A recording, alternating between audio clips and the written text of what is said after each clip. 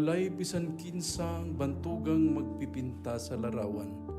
Ang makahimo pagpinta nga kinatibuk-an ug makatagbaw sa unang kalikupan nga gilalik sa mga gamhanang kamot sa makagagahom. Walay bisan kinsa nga musikero ang makakumpuso og awit, labaw pa sa kuro sa mga kalanggaman sa usa ka kanhi paraiso. Diin ang mga dahon sa ilang pagpangatagak gikan sa daghang mga kahoy, ang pagpilik-pilik paubos, nagatagik usab og awit sa kabugnaw nga matapos sa dughan sa malipayon nga inhang yuta. Ug walay tawo nga giuhaw ug masulub-on nga dili hapo-hapon ang dughan sa walay pagkahurot nga mabugnaw ug makatagbaw nga tubig gikan sa usa ka manginghatagong tinubdan. Apan ang pagkatampalasan walay pagunahuna sa umaabot ug pagkahangol sa bahandi sa tawo, nakaguba sa gihisgutan nga kaanyag. Haduol na ang dili makapugngang panahon nga ang atong mga anak ug mga apo makasaksi nga masulub-on sa katapusan na lang nga kahoy nga putlonon, sa katapusan nga layang dahon nga matagak, sa katapusang isda nga makuha sa dagat o sa katapusang sapa nga nahiluan sa mga hugaw sa industriya. O kitang tanan, anha pa makamatngon nga ang kwarta di ay dili makaon. Ang Center for Agricultural Productivity, Environmental Care, and Countryside Industrialization KONCAPICSI. Modalit kaninyo ni ining usa ka takna nga programa nga atong giuluhan, mga labas nga huyuhoy sa kalikupan.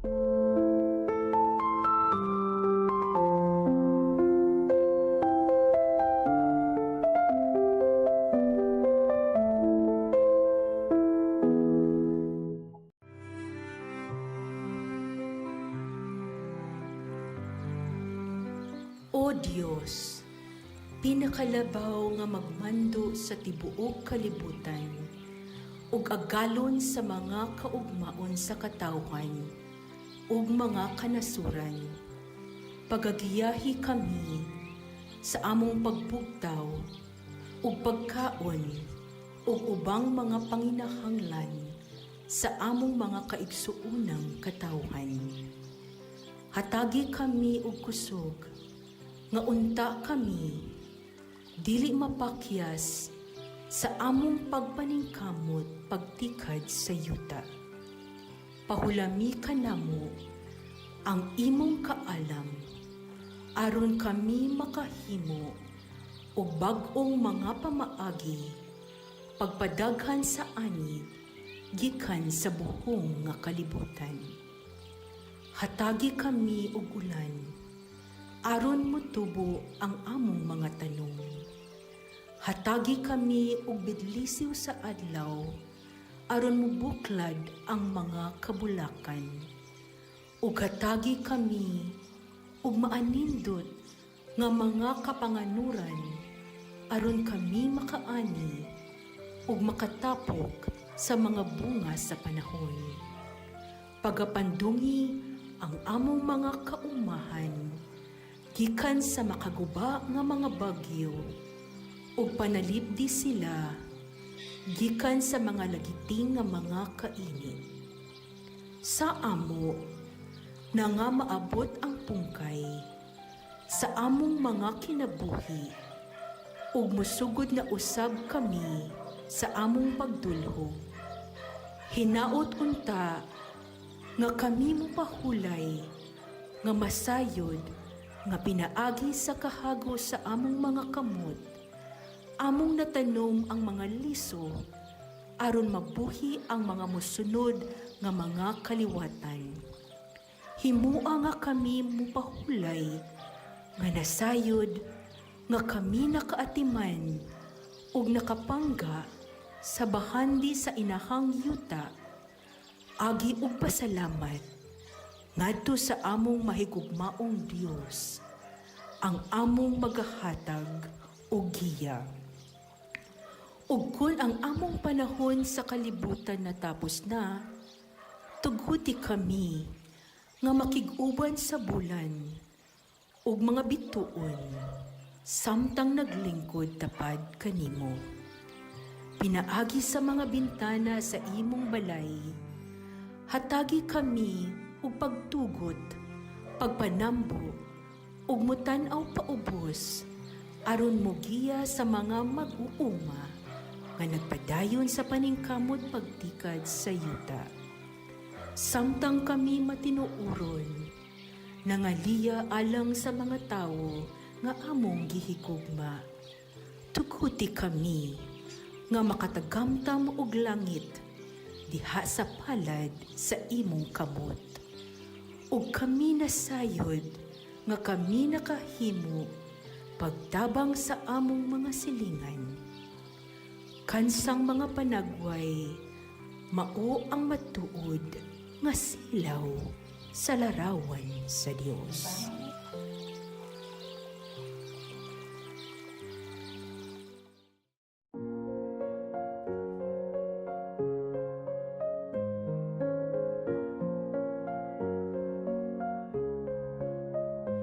In the heart of our land, where the rivers flow, Molify stands strong with a mission to grow. With hearts of gold, we lead with care. For the people we serve, our love we share. Oh, Molify, we stand as one. In justice and peace, our work is never done. With fairness and strength, we protect the weak. Uplifting lives is the change we seek. Through the sacred tenets, we find our way. In the light of truth, we shall not sway. Fairness and justice, equality for all. In the spirit of unity, we heed the call. Oh, Molify, we stand as one. In justice and peace, our work is never done. With fairness and strength, we protect the weak. Uplifting lives is the change we seek. Peaceful protection we give with grace. In every heart we find a sacred place. Families we uplift, their lives we defend. As responsible citizens, on us they depend. From the mountains high to the valleys deep, our mission of love we proudly keep. For the sick and the oppressed, we take a stand. Molify's touch felt across the land. Oh, Molify, we stand as one. In justice and peace, our work is never done. With fairness and strength, we protect the weak. Uplifting lives is the change we seek. In the spirit of the Datu, we lead with might. Guided by love in the darkest night. Molify forever, in our hearts you'll stay. A beacon of hope, showing the way. Mayong adlaw na tong tanan, aniya na pud kita ni aning atong adlaw-adlaw nga programa nga giuluhan og mga labas nga huyuhoy sa kalikupan. Kini na sab ang inyong ubos nga magsisibya, Dr. Roy Sasam, Dato Ayano. Ang atong programa giorganize sa Kapiksi ug Molify ug gipaabot diha sa inyong mga panimalay ug mga opisina pinaagi sa 107.1 Real FM, sa atong Molify and Facebook and also YouTube accounts. Pero sa dili pa kita maghisgot sa atong topic karong adlaw, tuguti ko ninyo nga atong pasalamatan ang pipila nato ka mga sponsors. Ang una natong sponsor is ang 7 Stars Natural Soy Sauce nga hinimo gikan sa natural nga mga ingredients, lamian o sa maabot kaayo nga presyo. Sa inyong mga orders, kontaka ang cell number 0932-417-2880. Ang ikaduha, ang Fast Natural and Organic Deodorizer. Aduna ba mo'y problema sa mga dili maayong baho sa inyong panimalay or sa inyong mga opisina tungod sa mga basura nga wa makolekta o sa inyong balay tungod sa mga angso sa atong binuhi nga mga hayupan sama sa iring. Di magyan nato malikayan. Pero adunay na solusyon ana. Kining Fast Natural and Organic Deodorizer. Safe kay ni kay gikan gihapon sa mga natural ingredients. In fact, pwede ra gid ni siya matilapan sa atong iro, sa atong iring. Unya kung atong gamiton sa baho sa basura, ato lang kaning spray sa babaw sa atong basura, automatic in just less than 10 minutes mawala ang baho. Unya kung mawala ang baho, of course, automatic na mawala pod ang mga langaw. So, ako mong gi-encourage na suwayin ninyo para manindot ang atong kalikupan. Kontakan ninyo ang cell number 0955-195-1327. Ulay na itong sponsor is ang CJ Liniment. Usa kini ka manindot nga di na ito tawag haplas kay spray malang ni siya sa part sa atong lawas nga dunay medyo pagpanakit. Maybe it is a result of an exercise nga talagsa na tubaton or trabaho nga mang medyo nangusog ta. Kanang part nga nanakit ato lang isprayhan o in just a matter of maybe less than 2 hours or less than an hour depending on the level of pain inyong gihambin, mawala ra dayon kana.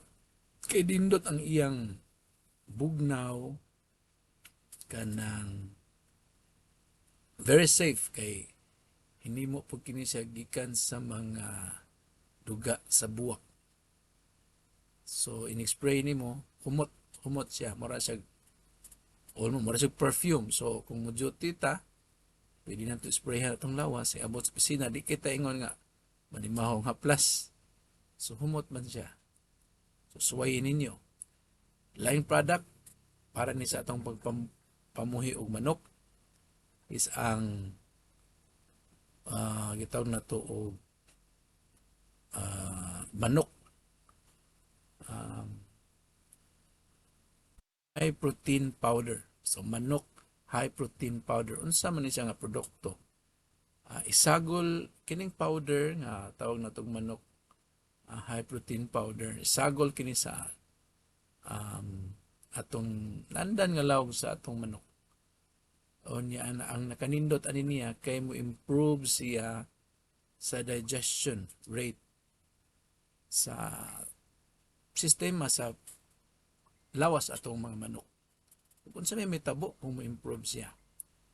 So, ang normal nga digestion rate sa atong manok using the commercial feeds, kung lawgan nimo ang manok o 1 kilogram, natanag 1 kilogram for the sake of illustration, 1 kilogram of feeds, ang iyang yung magamit sa iyang lawas, kung may kag 1 kilogram, that's 1,000 grams. So, 1,000 grams ang gikaon sa manok. Ang magamit ligid sa lawas sa manok ay iyang ma-digest, ma-absorb mo sa iyang lawas, may magamit sa iyang pagtubo is 650 grams ra from the 1,000. So, muna yung 65% ang iyang digestion efficiency rate. unsagla na to sa aning manok protein powder, ang digestion rate mahimong 92 to 95%. So meaning to say, going back to our 1,000 grams feeds, ang magamit sa lawas sa pagtubo sa itong manok is around 920 to 950 grams. So paspas, daghan siya mas maabsorb, unya ang mahitabo, ang iyang hugaw or iyang iti, gamay na lang kayo. So, paspas mo tubo imong manok. Kung paspas, dali sa nimo ma-harvest. So, probably in just normally about mga 35 to 40 days ma-harvest. Kung magamit ka sa manok protein powder, kuan na siya, mga 18 to 21 days. Makuha na nimo ang desired weight na pwede na nimo mabaligya. So, dali kay nimo makita ang imong halin o ginansya. Minus pa ang iti, so di ka ma-problema sa paglabay sa mga iti. So, kana lang una ang atong ipang-mention nga mga sponsors nato sa atong programa o kining products nga sigil element o manok protein powder o inyo ni suwayan, just contact the cell number 0923-365-5734 mo na cell number sa inventor aning mga products nga atong i-mention. Wala lain si Dr. Marlon Saison. So, daghang salamat sa mga sponsors nato. O karong buntaga, ato na sa pagasugdan ang lain nga topic nga atong pagisgutan. Actually, dili lang karon kundi hangtod sa umaabot ng mga adlaw aning simanaha. Last week atong gisgutan about ang organization o unsay mga common problems sa usa ka organization. Well, in fact, atong nakita nga sa usa ka organization, importante kaayo ang leader.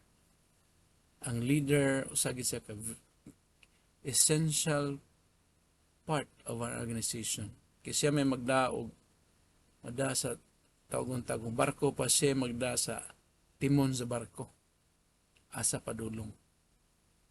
So when we say leader, automatic atong mahisgutan po ang leadership. So unsa ning leadership ug unsa styles of leadership atong makita sa mga lain-laing grupo or mga organization. So this week atong hisgutan ang lain-lain nga leadership style. Leadership styles na batbaton po sa usab sa atong mga kauban nga doctors of environmental science. Karong buntaga akong sugdan og discuss unsa ang leadership og ang first type of leadership na gitawag nato og traditional leadership.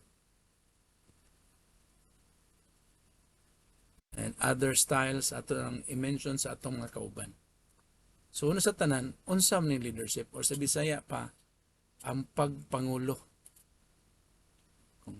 Kung taga Cebu, pagpangu. Pero sa Cebuano gid pagpangulo. Ang pagpangulo sa kahugpong sa mga pangunahuna o pamatasan nga mag-align ba sa mga tao sa usa ka kolektibo na direksyon. So,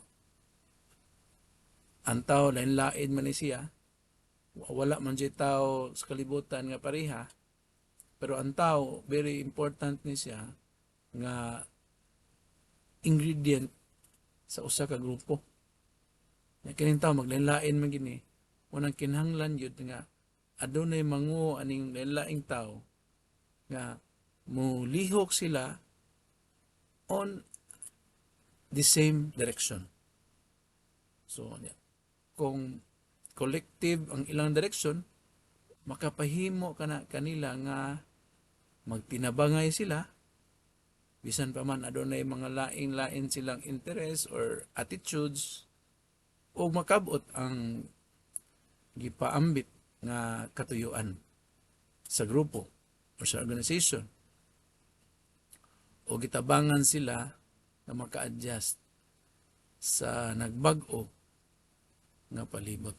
So, even lain sila og batasan as a person na laing interest, o maglain usab-usab po ng ilang environment or challenges sa ilang trabaho, pinaagi sa maayong leadership o pagpangu, mulihok kani sila sa the same direction, o they will have the expected result sa isa ka grupo or management. Karon, unsa may mga pipila ka qualities or hiyas sa usa ka maayong leader. So gikaingon na una is kaning self-awareness.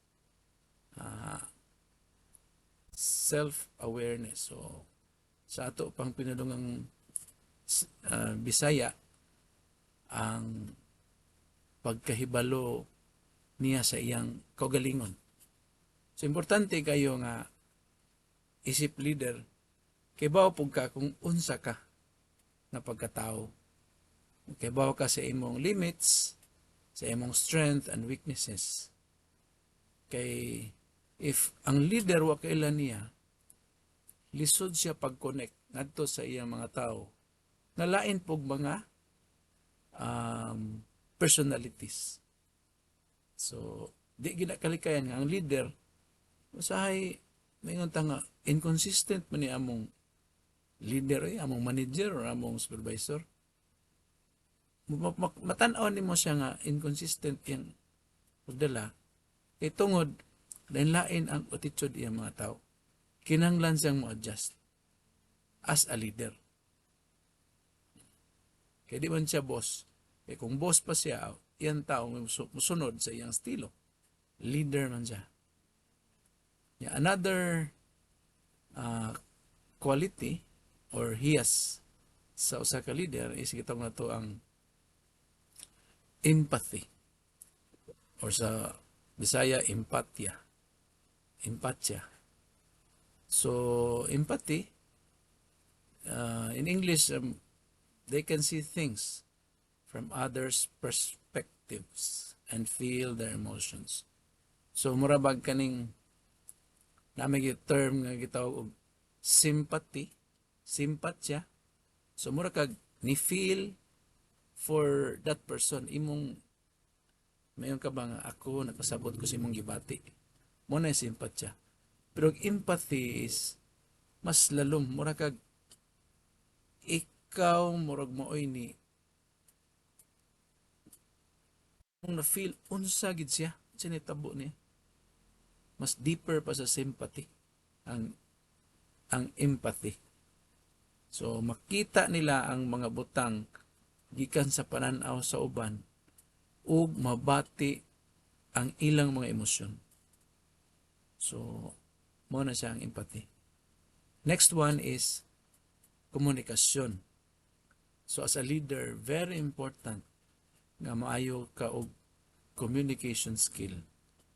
Kaya mao lagi ang giingon kanina, ganiha nga anta as a leader, you will be leading people that are different.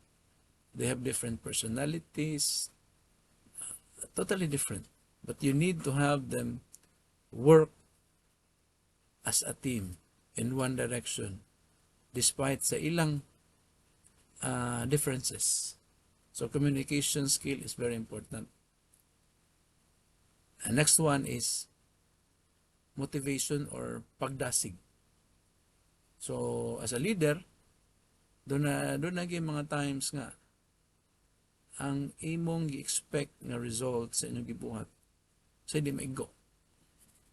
So there are times nga mga tao nimo mo action o ka discourage. The leader is there to motivate them, encourage them to make some adjustments and go back to the plan. So nana ang leader dapat. He has to understand and be a motivator of the group or the organization. Next one is ang collaboration or pagtinabangay. So leader man ka, so night times nga you need to go to the level sa imong tao. Imo sabto ng ilang problema nga at their level imo silang matabangan. Tinabangay. Next is integridad. Of course, as a leader, you need to have integrity or integridad. Unsay isulti sa leader, dapat maunay iyang lihok. Para ang tao, mo respeto, taas og respeto diha niya. Kay if wa kay integrity or integridad, tubangan sa mga tao, whether you like it or not, they will really not. Ang respeto diha nimo, ubos kayo. And of course, when that you have integrity, nag-integridad, di nimo mapungan, nasaligan ka.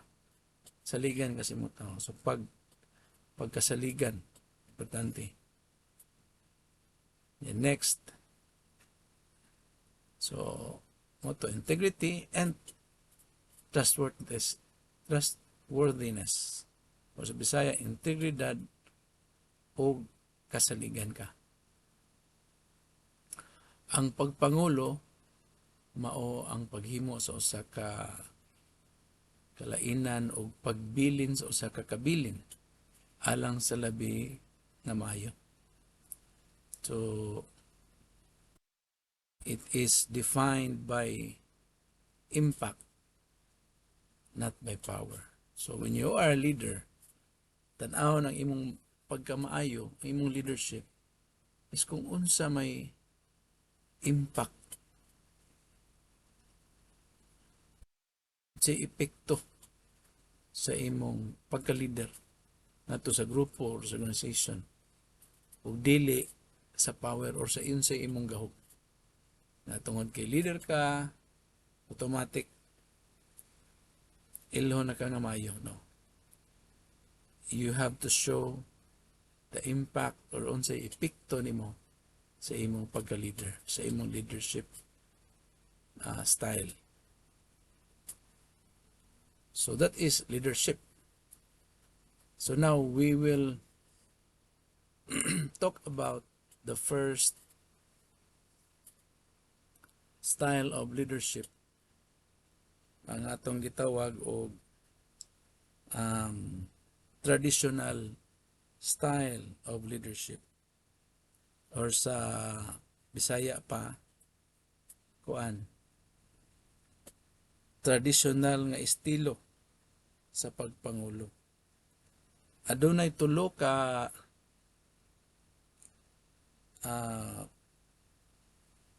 types ang traditional nga leadership style. Ang una kining autocratic type, aduna po'y democratic type, o kining laissez-faire leadership or laissez-faire style sa pagpangulo. So dunay tulo ka traditional style of leadership o ato kaning paghisgutan karon.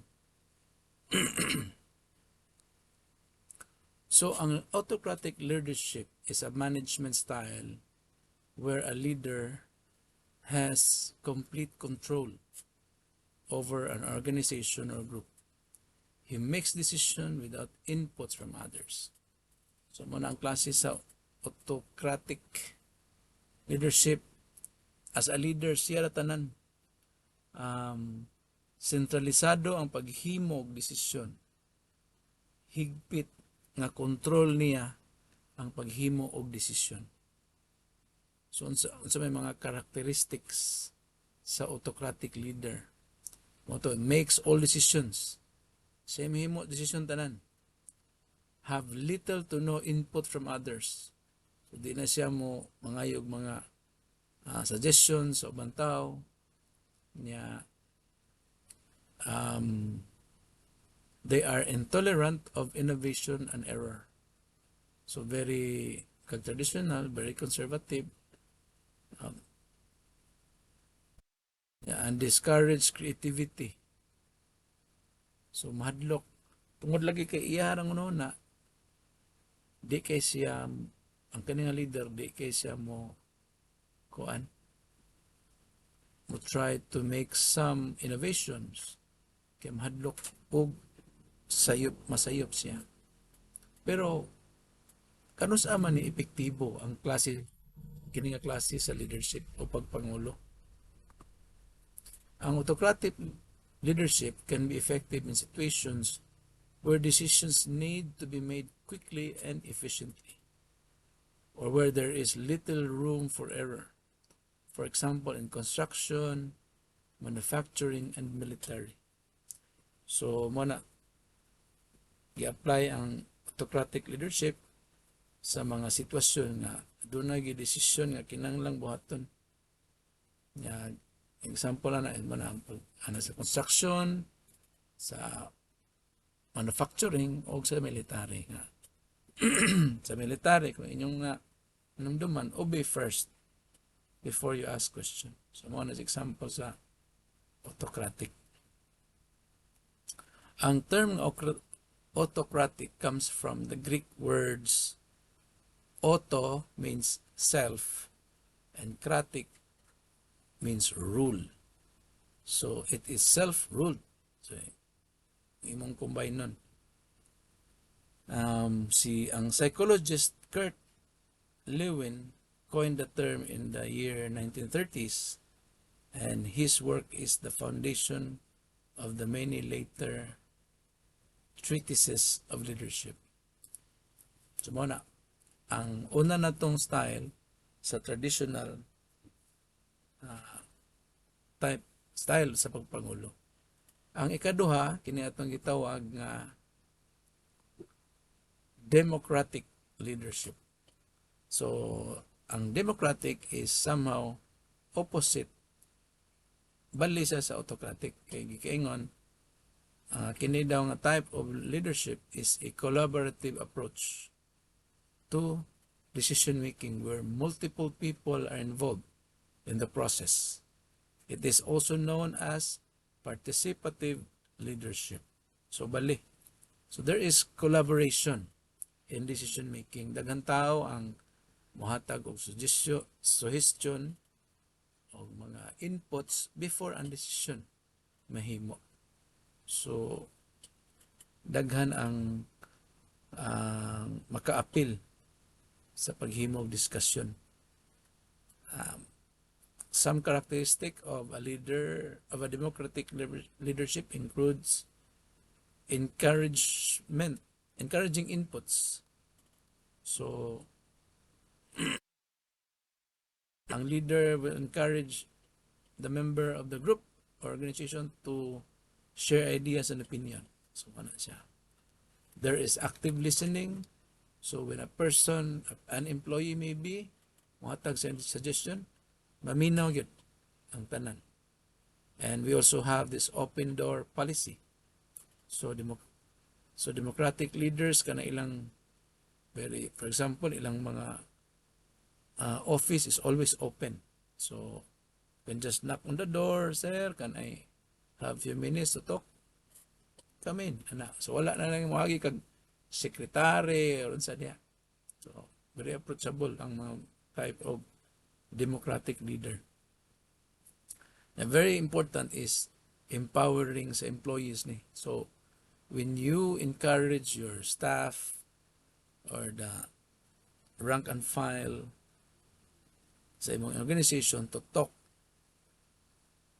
that is a very good sign na there is a participative leadership in your team.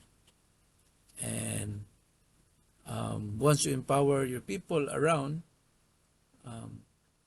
you'll be able to get more valuable inputs that could make your team or organization more successful with the accurate inputs that you can gain from the people on the ground.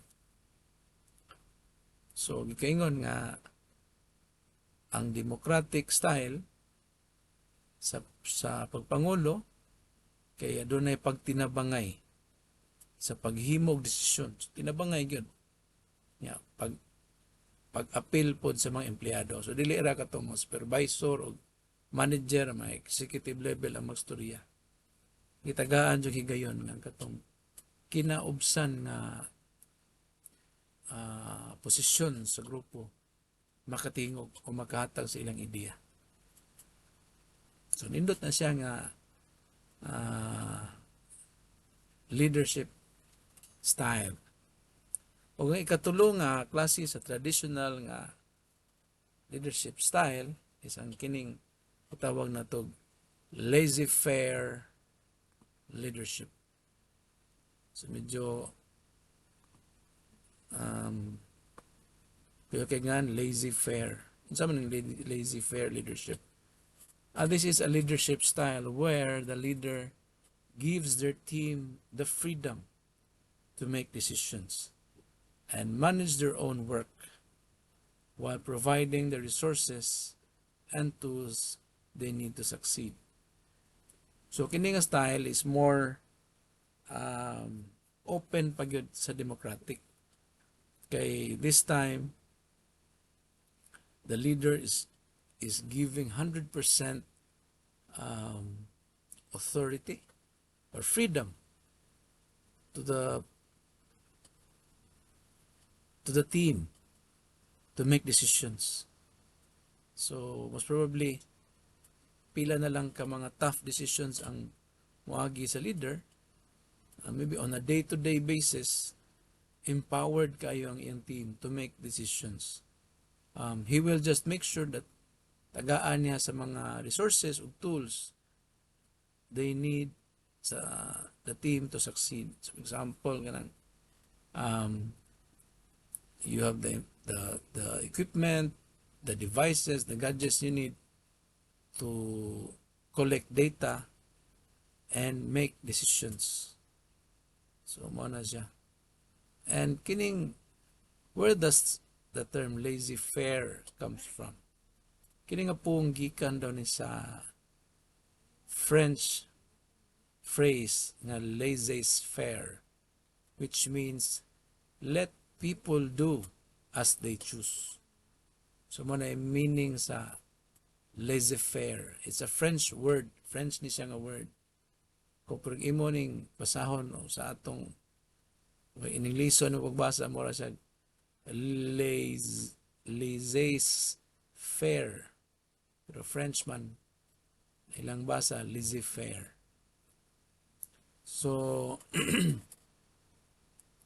laissez-faire leadership is often used in creative settings like advertising agencies and startups because it encourages independent thinking.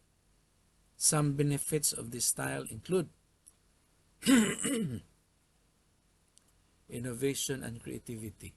So, laissez-faire leadership can encourage innovation and creativity. So when your team is involved in innovation and creating new ideas, laissez-faire leadership is very swak ana. Okay, you need to let your guy think freely and have his creativity work. Di mo sa tudluan kay it will limit his built-in skill of being creative. And also job satisfaction. This type of leadership can boast job satisfaction because of the high level of employee engagement. And also in problem solving, very important po na siya kay when you are giving the freedom to the team to make decisions, they will own the problem. So dili na sila masigig what sa decisions sa babaw before they can do some things. They will own the problem and they will really try to solve the problem with an accurate solution, even the most effective and efficient solution. And of course, when your team works together,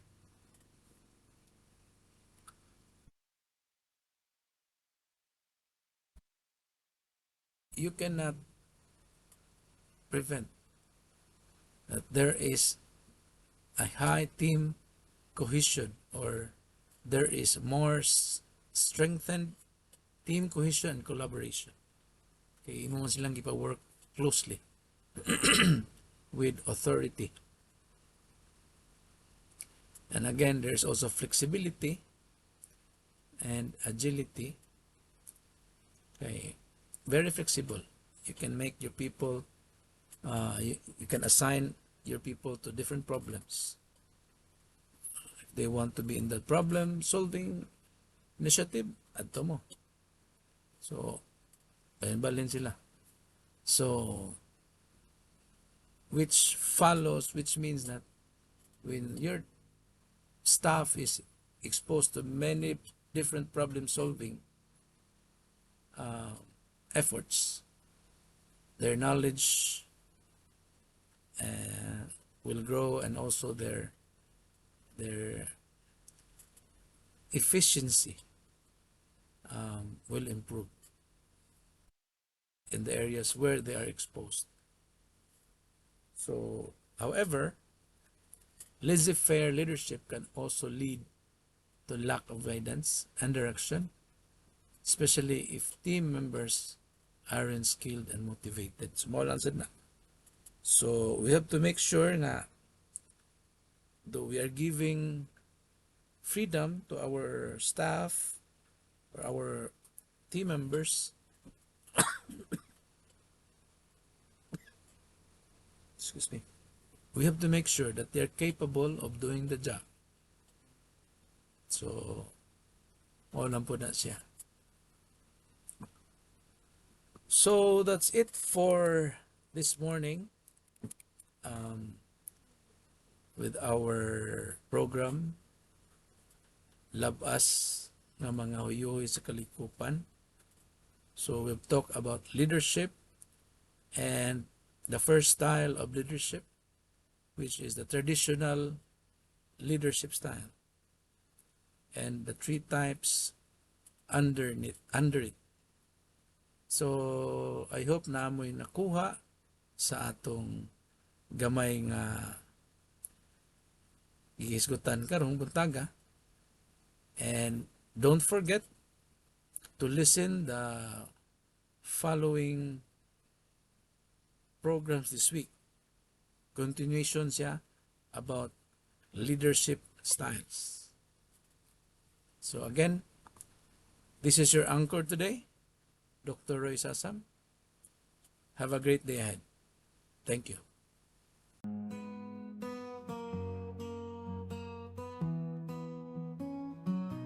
In days gone by, the earth was lush and green. But humans forgot what the earth had been. They took and they tore without a second glance. The balance was broken by a careless dance. But we are mollified with a mission so clear to heal the earth and keep it dear, with Roger leading and Dactyls by his side. But nice with wisdom, our guide, our pride. We saw the world changing, the forests burned, the rivers polluted as lessons weren't learned. But in our hearts we knew the call to change our mindset, to save it all, our pride. So we are molified with a mission so clear to heal the earth and keep it dear, with Roger leading and Dactyls by his side. But nice with wisdom, our guide, our pride. Doctors of the earth, we stand as one. Roger, Dactyls by and nice, our work's never done. We teach and we guide with knowledge in hand, to leave a legacy to protect this land. We tell the world it's time to change, to hand over the earth, not rearrange. To future generations, we'll pass the key to a world restored, to live wild and free.